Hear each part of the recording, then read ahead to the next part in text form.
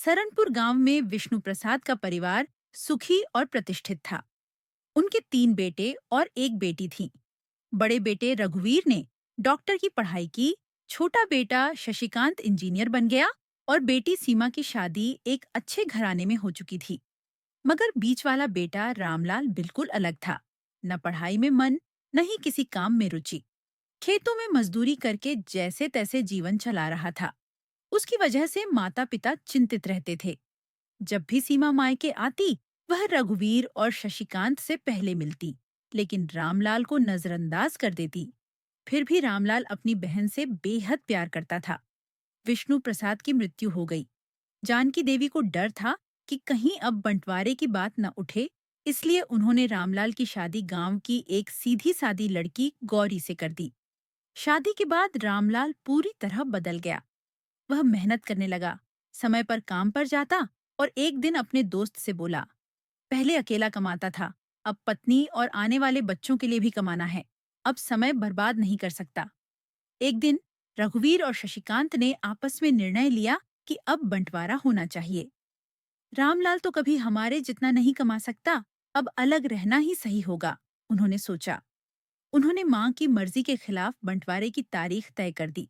सीमा को भी बुलाया गया। रामलाल से कहा गया कि वह उस दिन काम पर न जाए। रामलाल ने सीधा जवाब दिया, जो देना है दे दो, मैं शाम को आकर अंगूठा लगा दूंगा।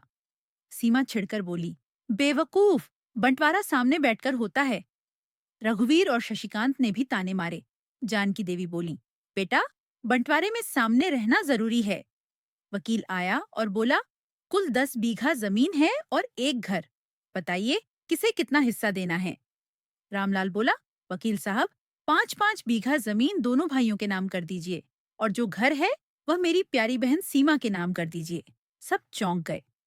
सीमा बोली, और तू क्या लेगा?